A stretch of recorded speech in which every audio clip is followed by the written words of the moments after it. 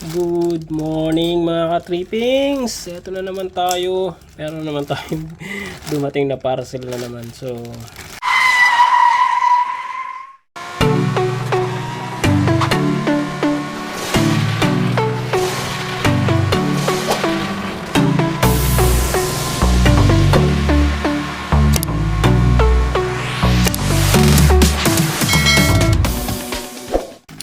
i-unbox natin to. Bali itong in-order ko na to is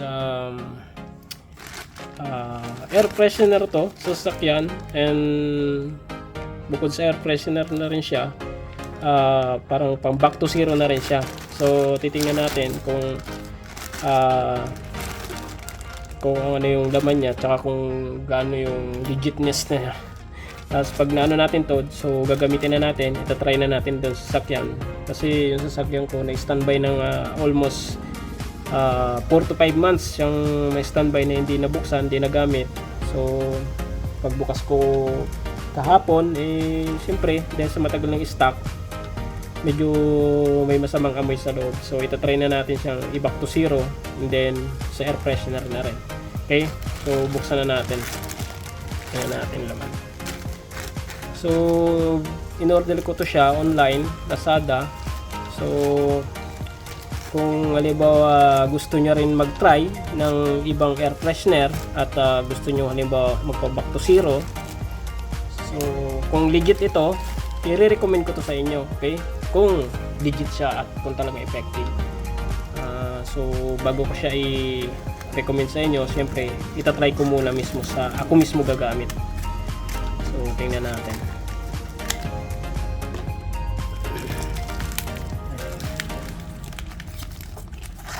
So, dalawa yung in-order ko.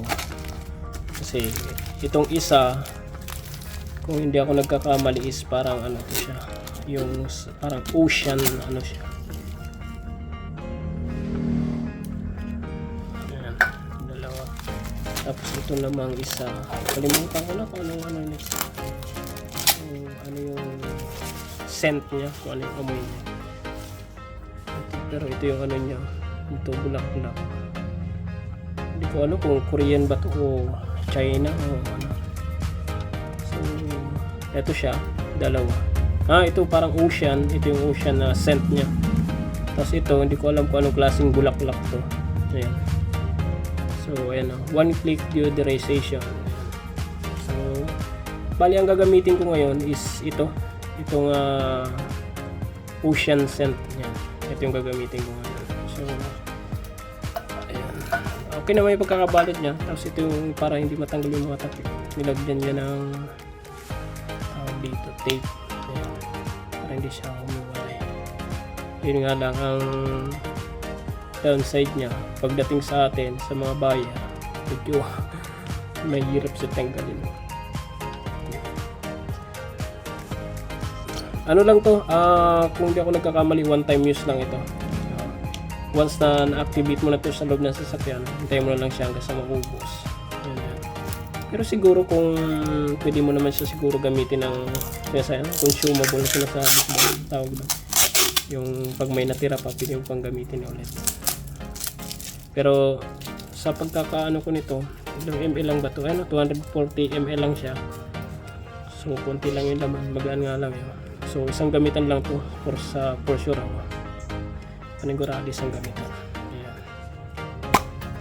Tanggalan natin.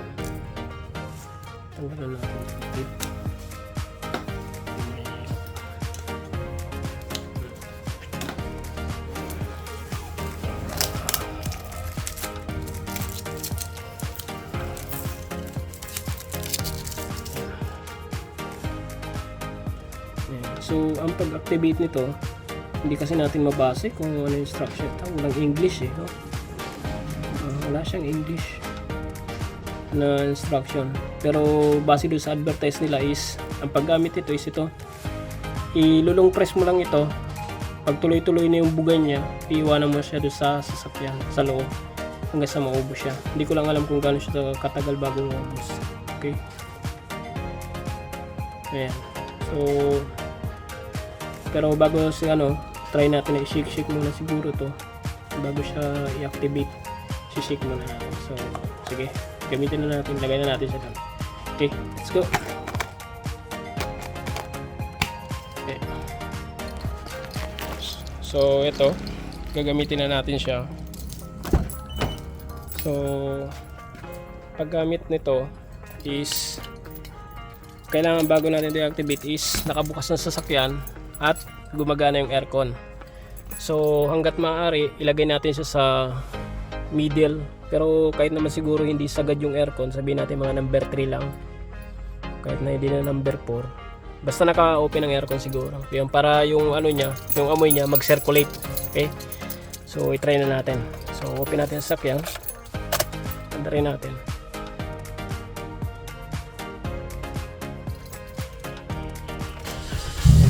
Ayan. So, then open muna natin yung aircon. So, naka-mid siya yung lamig niya. Tapos yung pan niya, lagay natin sa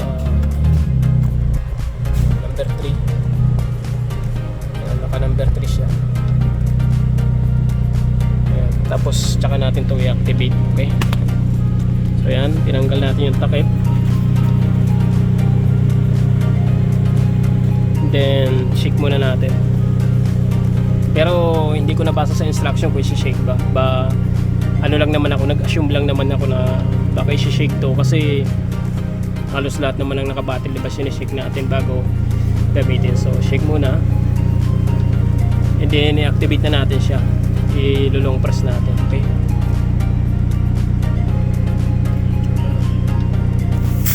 ayan. So umano na siya, so iwanan na natin siya dito. Ayan. Tapos sarado natin yung pinto. Ayan, so hintayin na lang natin siya ng mga ilang minuto hanggang sa maubos. Okay, so hintayin na lang natin. So ayun, after 5 minutes lang yung tinagal niya. Sinilip ko siya dito sa bintana, wala nang lumalabas. So after mga 5 minutes pwede na siyang tanggalin. Pero ayan, bango na dito sa loob. Pero pagkatapos niyan is wag muna kayo mag-stay sa loob kasi alam niyo na yung amoy niya, medyo matapang pa siya. So ang gawin niyo para medyo mawala pa yung amoy, so pwede niyo circulate muna, nasa inyo kung pwede niyo muna pa-circulate niyo muna yung aircon. Ayan natin. So ayan.